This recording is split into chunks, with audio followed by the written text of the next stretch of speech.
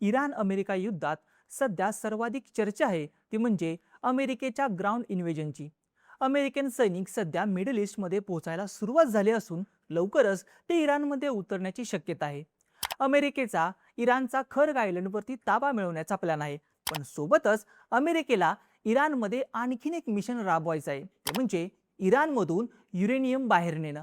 अमेरिकेला इराणला nuclear weapons बनवण्यापासून रोखायचं आहे. यासाठी अमेरिका इराणमधून जवळपास 1000 पाऊंड म्हणजेच सुमारे 450 किलो युरेनियम बाहेर काढण्याचा विचारात आहे. या मिशनसाठी अमेरिकन सैन्याला थेट इराणमध्ये प्रवेश करावा लागेल, त्यामुळं हे मिशन अत्यंत जोखमीचं मानलं जात आहे. पण अमेरिकेनं अशा प्रकारचं मिशन याआधीही करून दाखवलंय. 32 वर्षांपूर्वी अमेरिकेनं कझाकिस्तान या देशामधून थोडं थोडं नाही तर तब्बल 600 किलो युरेनियम बाहेर नेलं होतं. आता असंच काहीसं इराणमध्ये करण्याचा अमेरिकेचा प्लॅन आहे. पण अमेरिकेनं कझाकिस्तानमध्ये नेमकं काय केलं होतं? त्या देशाकडं एवढं युरेनियम कुठून आलं? तिथून अमेरिकेनं युरेनियम बाहेर नेलं कसं? आता इराणमध्ये काय घडू शकतं पाहूयात या व्हिडिओमधून. नमस्कार, मी ओंकार आणि तुम्ही पाहताय बोल भिडू. सगळ्यात आधी अमेरिकेला इराणमधलं युरेनियम नक्की का हवंय ते पाहूयात. TNT हे अत्यंत शक्तिशाली स्फोटक मानलं जातं. त्याच्याशी तुलना केली तर फक्त 1 ग्रॅम युरेनियमच्या विखंडामधून जेवढी ऊर्जा मिळते ती ऊर्जा तब्बल 20 टन TNTच्या स्फोटाच्या ऊर्जे एवढी असते. 20 टन TNTचा स्फोट हा एखाद्या मोठ्या इमारतीला जमीनदोस्त करण्यासाठी पुरेसा असतो. म्हणजेच फक्त 1 ग्रॅम युरेनियममध्ये संपूर्ण इमारतीला नष्ट करण्याची क्षमता आहे. आता जर 1 ग्रॅम युरेनियम एवढा विध्वंस करू शकत असेल तर इराणमधलं 450 किलो युरेनियम काय करू शकेल? हे एवढं युरेनियम आहे की इराण त्याच्यापासून 10 ते 11 अणुबॉम्ब तयार करू शकतो. त्यामुळंच ते युरेनियम इराणमधून पळवण्याचा अमेरिकेचा प्लॅन आहे. आता 32 वर्षांपूर्वी अमेरिकेनं कझाकिस्तानमध्ये काय केलं होतं? त्या देशातून अमेरिकेनं तब्बल 600 किलो युरेनियम कसं बाहेर नेलं होतं ते पाहूयात. अमेरिकेनं कझाकिस्तानमधून 1994 साली युरेनियम बाहेर नेलं होतं. खरं तर कझाकिस्तान हा देश पूर्वीच्या सोव्हिएत युनियनचा भाग होता. पण जेव्हा 1991 साली सोव्हिएतचं विघटन झालं त्यानंतर कझाकिस्तान हा वेगळा देश बनला.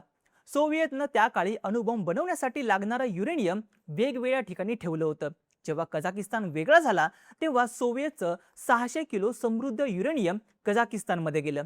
या युरेनियम पासून तब्बल 20 अणुबॉम्ब बनवणं शक्य होतं. कझाकिस्तानमधल्या उस्ट कामेनोगोर्स्क शहराजवळ असलेल्या उल्बा मेटलर्जिकल प्लांटच्या एका जुन्या गोदामात हे युरेनियम पडून होतं. ते कुणाच्याही हाती लागू शकलं असतं.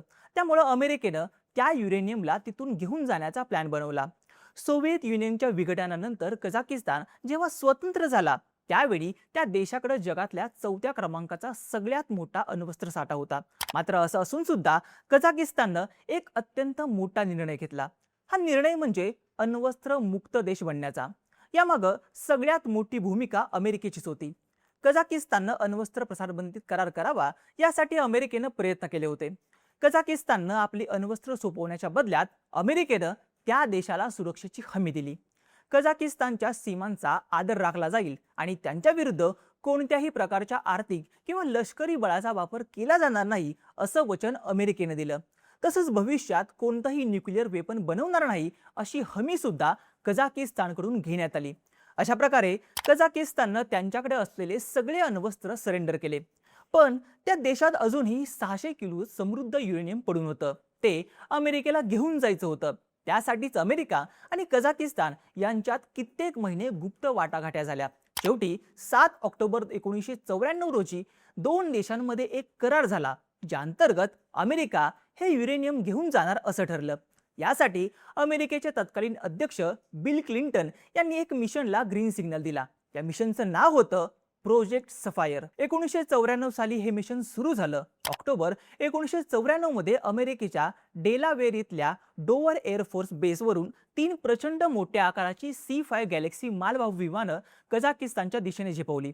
या विमानांमध्ये एकूण 31 जणांची एक स्पेशल टीम होती. यामध्ये काही टेक्निशियन तसंच काही पेंटॅगॉनच्या तज्ज्ञांचाही समावेश होता. या टीममध्ये एक डॉक्टरही होता. युरेनियममधून जर रेडिएशन बाहेर आलं तर ती परिस्थिती सांभाळण्यासाठी त्या डॉक्टरकडे जबाबदारी होती. हे सगळं मिशन अत्यंत गुप्तपणे पार पडणं गरजेचं होतं. उस कामेनीगोर्स्क इथं पोहोचल्यानंतर या टीमनं 12 तासांच्या शिफ्टमध्ये काम करायला सुरुवात केली. ही 31 सदस्यांची टीम सुमारे 4 आठवडे नॉन स्टॉप काम करत होते. कोणाच्याही नजरेत येऊ नये यासाठी ते सूर्योदयापूर्वीच प्लांटवर पोहोचत होते आणि रात्र झाल्यानंतरच तिथून बाहेर पडत होते. या टीमनं 4 आठवड्यांच्या काळात एकूण 2200 किलो साहित्य हाताळलं. त्यांनी 600 किलो समृद्ध युरेनियम 400 पेक्षा जास्त स्पेशल शिपिंग कंटेनर्समध्ये भरलं. कझाकिस्तानचा हा प्रदेश अत्यंत थंड आहे.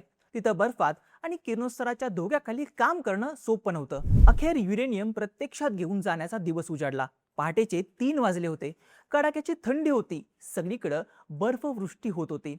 युरेनियमच्या कंटेनरनं भरलेले ट्रक प्लांटमधून बाहेर पडले आणि विमानतळाच्या दिशेने निघाले. रस्त्यावरही बर्फ होता, त्यामुळं ट्रकचे टायर स्लिप होत होते. एक किरकोळ चूक जरी झाली असती तरी सगळं मिशन फेल झालं असतं. त्यातच रेडिएशन पसरण्याचा धोका सुद्धा होता.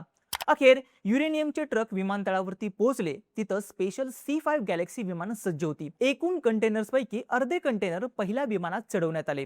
उर्वरित कंटेनर दुसऱ्या दिवशी नेण्यात आले. या विमानाचे pilot lieutenant colonel Mike Foster यांनी नंतर याबाबत बोलताना सांगितलं, आम्ही जेव्हा कॉकपिटमध्ये बसलो होतो तेव्हा हाच विचार करत होतो, जर काही अनर्थ घडला तर काय होईल. पण सगळं सुरळीत पार पडलं. ते विमान थेट अमेरिकेच्या डोवर एअरफोर्स बेसवरती पोहोचलं. तिथून ते युरेनियम ट्रकद्वारे टेनेसी राज्यातल्या ओक रिज इथं असलेल्या नॅशनल सिक्युरिटी कॉम्प्लेक्समध्ये नेण्यात आलं.